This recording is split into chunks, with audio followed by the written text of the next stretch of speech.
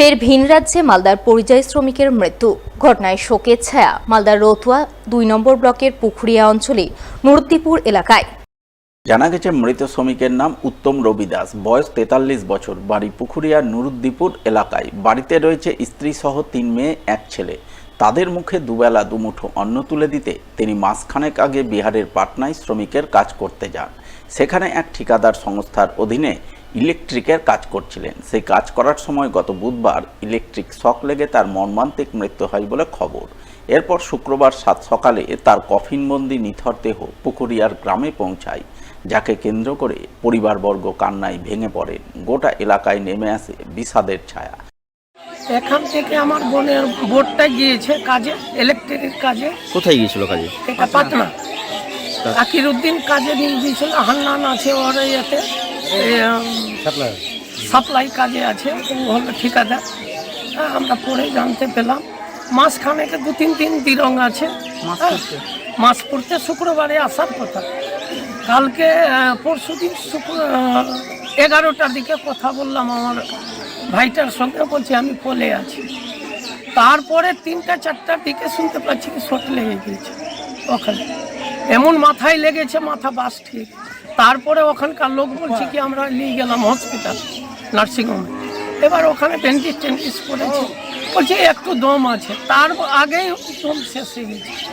যাই হোক, ওরা বলছে কি রাত্রি 10টায় ওখানে দম শেষ হয়েছে, রাত্রি 10টায় আমাদেরকে বলছে ডেট। ঘটনায় বিজেপি নেতা শিবেন্দু শেখর রায় অভিযোগ করে বলেন, রাজ্যে কাজ নেই, সেই কারণেই মালদা থেকে বহু শ্রমিক ভিন রাজ্যে কাজের উদ্দেশ্যে পাড়ি দিচ্ছেন।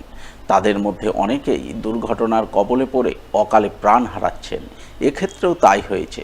উত্তম রবি দাসের মৃত্যুতে তার পরিবারবর্গ অথৈ জলে পড়েছে। তাই তাদের জন্য উপযুক্ত সরকারি সাহায্য সহযোগিতার আবেদন জানাচ্ছেন তিনি। পশ্চিমবাংলা থেকে যেহেতু কাজ নাই, সেই জন্য এখানকার যে সমস্ত শ্রমিক আছে তাদেরকে প্রায় পশ্চিমবাংলার বাইরে কাজে যেতে হয়।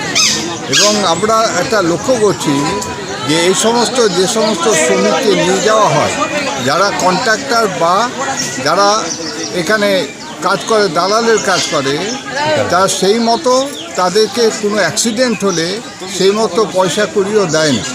এই শ্রমিকরা যে তাদের পরিবারের জন্য যে মারা গেলে অল্প বয়সে, তাদের জন্য কিছু রেখে যেতে পারে না।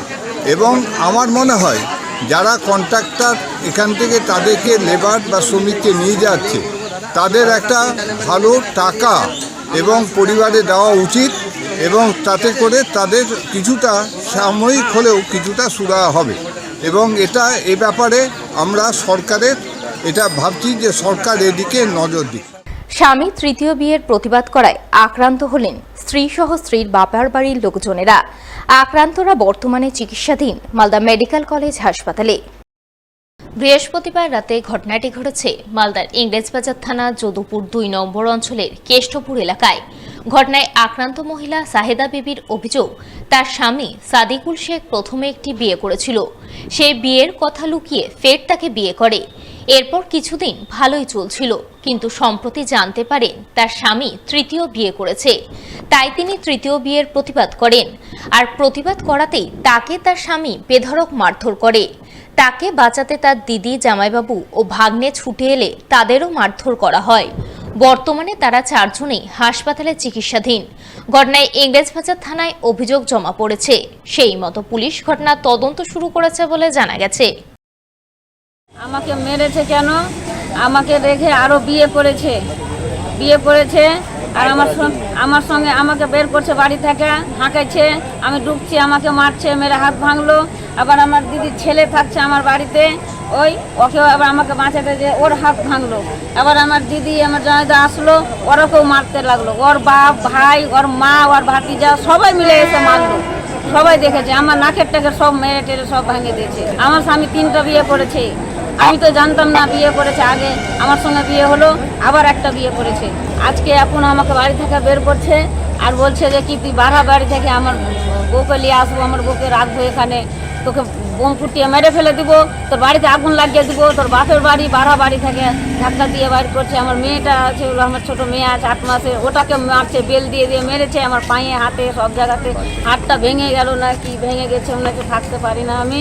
আজকে বিয়ে করে নিয়ে আছে, রাখা আছে, নিয়ে আসার জন্য প্লেন করছে শুধু আমার বাড়িতে ঢোকার জন্যে। আর আমাকে মারধর করছে, আমার বাড়িকে বোম পিস্তল ফুটিয়ে দিতে চাইছে, আমাকে মেয়েরা ফুটিয়ে দিতে চাইছে।